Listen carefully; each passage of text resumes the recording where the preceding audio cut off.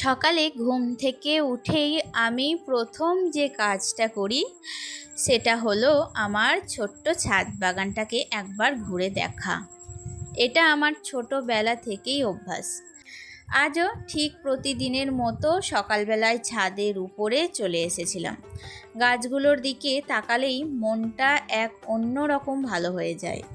মনে হয় ওরাও যেন প্রতিদিন আমার অপেক্ষায় থাকে। প্রতিটা গাছের একটু একটু করে বড় হয়ে ওঠা, নতুন পাতা আর নতুন ফুল দেখা, এই আনন্দটা ভাষায় বোঝানো সত্যিই কঠিন। আর তোমরা নিশ্চয়ই বুঝতে পেরেছো, আমি এখন আর বাবার বাড়িতে নেই। ওখান থেকে নিজের বাড়িতে ফিরে এসেছি। আজকে ফিরে আসার একদিন হয়ে গেছে। তবে তোমরা এই ভিডিওটা একটু দেরিতে দেখছো, কারণ ভিডিওটা আগে থেকে রেকর্ড করা ছিল না। তাই ভাবলাম সব কিছু যেমন হয়েছে ঠিক তেমনভাবেই তোমাদের সঙ্গে শেয়ার করি। চলো এবার আমার এই ছোট্ট ছাদ বাগানটার আজকের অবস্থা তোমাদেরও দেখাই। তো আজকে আমার ছাদ বাগানে যে কাজটা করব সেটা হলো বাবার বাড়ি থেকে নিয়ে আসা বেগুনের চারাগুলো লাগানো। আসার সময় কয়েকটা সুন্দর বেগুনের চারা নিয়ে এসেছিলাম। দেখতে দেখতে একদিন হয়ে গেল, কিন্তু ব্যস্ততার কারণে আর লাগানোই হয়ে ওঠেনি। তো ভাবলাম আর দেরি করলে চারাগুলো নষ্ট হয়ে যেতে পারে, তাই সংসারের অন্য সব কাজের আগে এই কাজটাই সেরে নেওয়া জরুরি।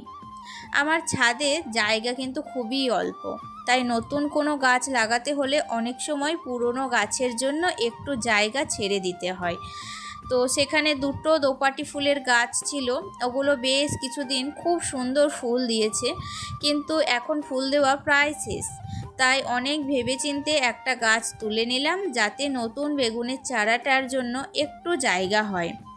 আশা করছি খুব তাড়াতাড়ি চারাগুলো বড় হবে, নতুন পাতা বের হবে, আর কিছুদিন পর নিজের ছাদ বাগানের টাটকা বেগুনও তোমাদের সঙ্গে শেয়ার করতে পারবো। তারপর মাঝখানে অনেকক্ষণ আমি আর ক্যামেরা অন করিনি জানো। প্রায় 1.5 থেকে 2 ঘন্টা পুরোপুরি ক্যামেরা অফ রেখেই সংসারের সব কাজ তাড়াহুড়োর মধ্যে গুছিয়ে নিয়েছি।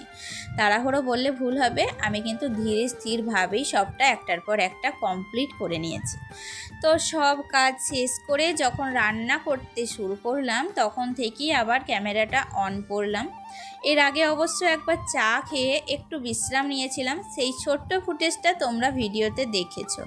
তারপর আবার ক্যামেরা বন্ধ করে নিজের কাজগুলো শেষ করেছি। তো সব কিছু গুছিয়ে নেওয়ার পর ভাবলাম এবার রান্নার অংশটা তোমাদের সঙ্গে একটু শেয়ার করি।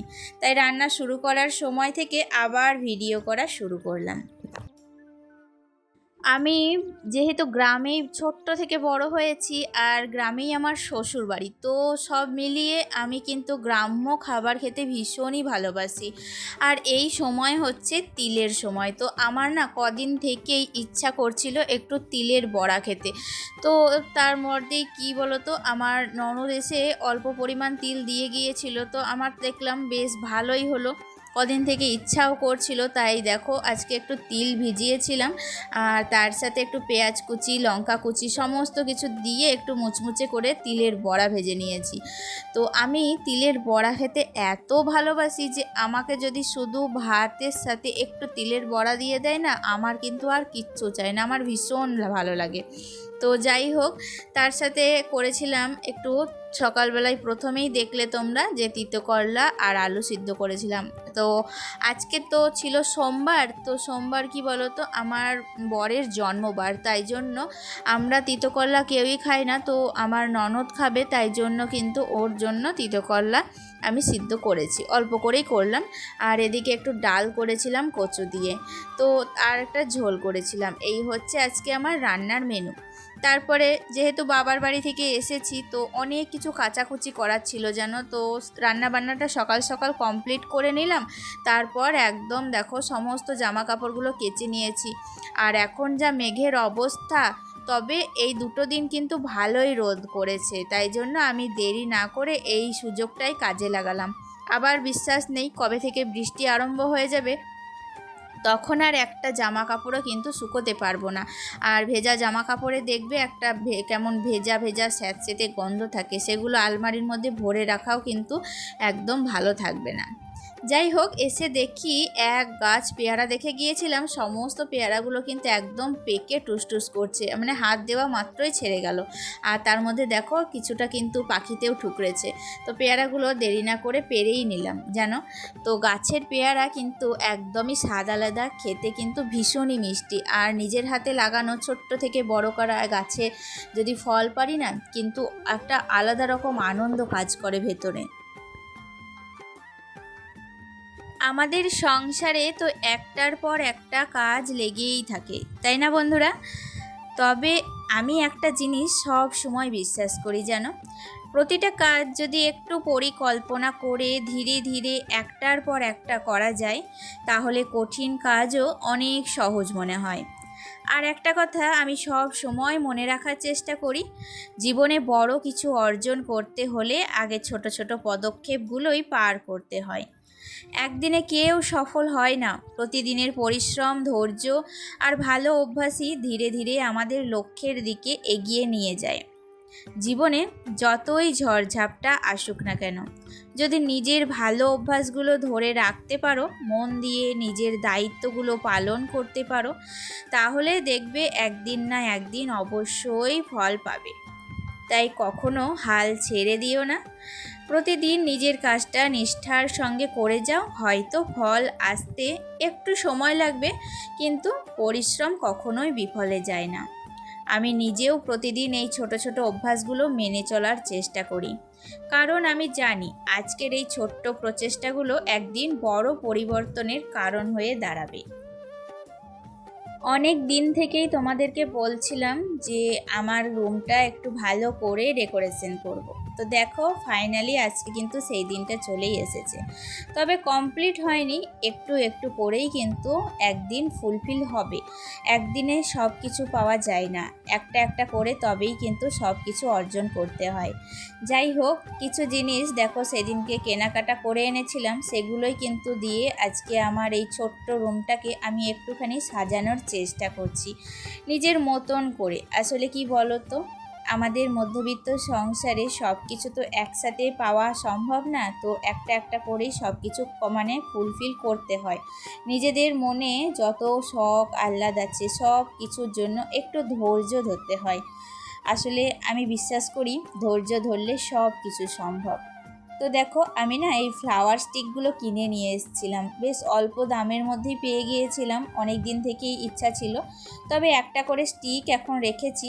তবে কি বলো তো, আমার ইচ্ছা আছে একটা মানে ফুলদানিতে আমার 2-3টে করে স্টিক রাখার। তবে আস্তে আস্তে সবটা করব, জানো তো একদিনে না সবটা মানে সম্ভব হয় না। এই ফুলগুলো দেখতে এতটাই সুন্দর লাগছিল যে ভাবলাম তোমাদের সাথেও একটু ভালো করে শেয়ার করা যাক। আমার পুরো ঘরের লুকটা দেখো এখন কিন্তু ঠিক আলাদা রকম একটা হয়ে গেছে, তাই না বলো? যাই হোক, অল্প কিছু জিনিস দিয়েই ডেকোরেশনটা শুরু করেছি, তবে ওই ঘরটা কিন্তু এখনও হাত দিইনি। আগে এই ঘরটা কমপ্লিট করে নিই, তারপর কালকে না হয় ওই ঘরটা করব। আসলে হাতে বেশি সময় নেই জানো, কারণ আমার বাবুরও কিন্তু ভীষণ জ্বর এসেছে, তো ওকেও দেখাশোনাটা করতে হচ্ছে। তাই জন্য বেশি সময় পাচ্ছি না, রান্না বান্না সেরে এই দুপুর টাইমে যতটুকু সময় পেলাম ততটুকুই তোমাদের সাথে দেখো এই রুমটাকে একটুখানি ক্লিন করে পরিষ্কার করে ডেকোরেশন করলাম। তোমরা অবশ্যই কমেন্টে জানিও আমার এই নতুন রুমের লুকটা তোমাদের কেমন লাগলো। তারপর এসেছিলাম বিকেলবেলায় ছাদে। আসলে দুপুরবেলায় যে জামা কাপড়গুলো মেলে দিয়ে গিয়েছিলাম সেগুলোই এখন তুলবো। আর জানো তো আজকে না ভীষণই একটা গরম ধরেছে আবহাওয়া, মানে 2 দিন ধরেই না বৃষ্টি হচ্ছে না। বৃষ্টি হলেও কিন্তু বিপদ, না হলেও বিপদ। বিশেষ করে আমার গাছেদের পক্ষে কিন্তু ভীষণই মানে বিপদ। গাছগুলো দেখছো সব যেন নুয়ে পড়ে গেছে, তো গাছগুলোতেও একটু জল দিতে হবে। যাই হোক, এখন জামা কাপড়গুলো তুলে নেব। ছাদের মধ্যে প্রচণ্ড মানে কাজ করে না গরমে একদম হাঁপিয়ে উঠেছি। নিচে গিয়ে আগে একটু বসবো, তারপর সমস্ত কাজ আবার আস্তে আস্তে কমপ্লিট করব। তাহলে চলো আমার আগের ভিডিওতে কমেন্ট করা কিছু দিদিভাইদের নাম নিয়ে নিই। আমাকে আগের ভিডিওতে কমেন্ট করেছিল সোমা দিদিভাই, মুক্তা দিদিভাই, আর 5 মিনিটস রান্না অ্যাকাউন্ট থেকে এক দিদিভাই, আর যিনি আমাকে প্রত্যেক দিন ভালো ভালো কমেন্ট করে সেটা হচ্ছে সুস্মিতা দিদিভাই। তো তোমাদের সবাইকে অসংখ্য ধন্যবাদ আমাকে এত সুন্দর সুন্দর কমেন্ট করার জন্য। চলো আজকে তাহলে আসি, টাটা।